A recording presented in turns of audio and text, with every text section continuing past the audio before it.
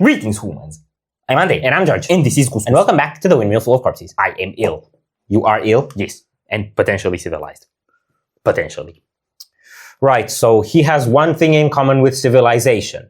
The sickness, not the civilization part. Or the beholding part. Yes, or the beholding part. I'm not exactly beholdable. He's not beholdable, and he's also not very good at beholding, because that would mean he has to pay attention. Look at Couscous, he's prettier. Yes, he is. Also, he didn't realize that this is also a diss on him, because he basically looks like me. They wouldn't have noticed. Shut up.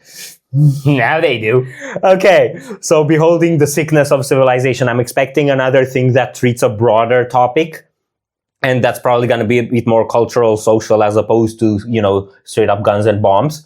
Gets me thinking of the consequences of propaganda and military demoralization. Something like that, yeah. Are you ready? No.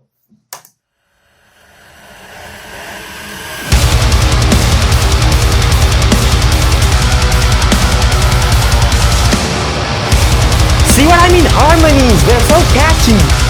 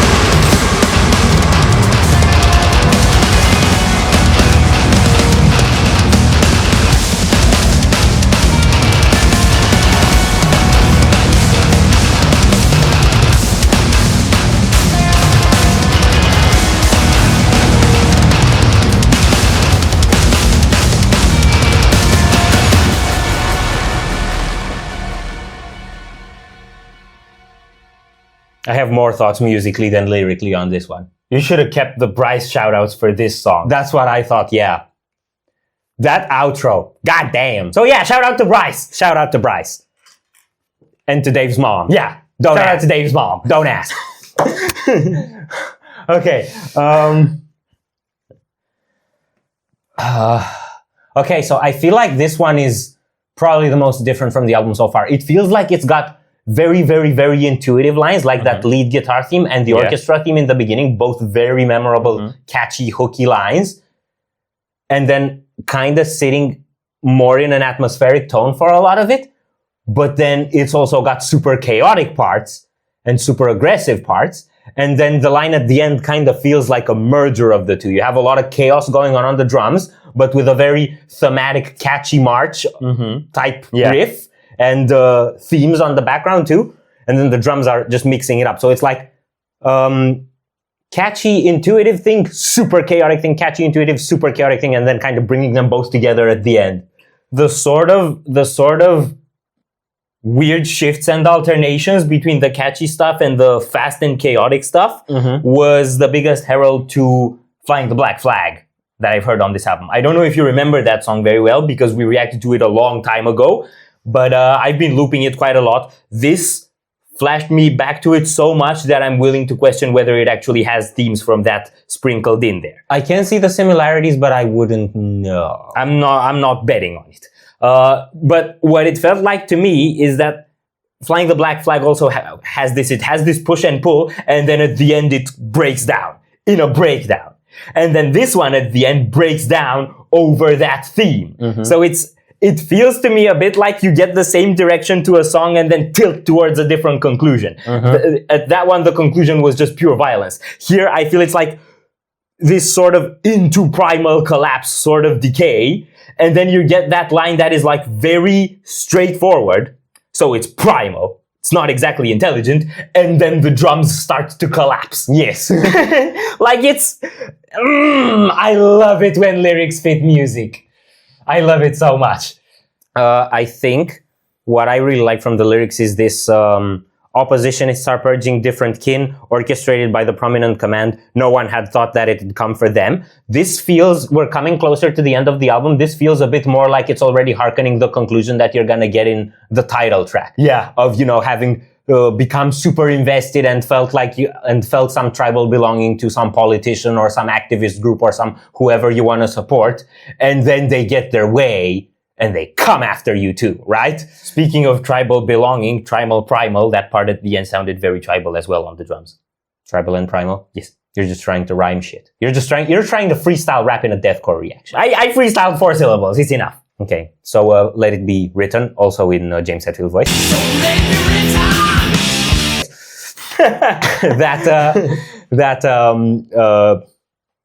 I forgot the end of that. I don't know, that I can freestyle in a deathcore reaction. Oh yeah, that the upper bound of freestyle rap for him is 4 syllables. I don't know if it's the upper bound, it's just the current record. Yes. I can try 5 next time. Please don't. Are we done here? No. So if you enjoyed this reaction, we greatly appreciate the likes and shares. And if you want to see more, don't forget to subscribe with bells on. Thanks very much for stopping by. We hope you enjoyed your stay, and we'd love to see you back at the Windmill very soon. Corpses out.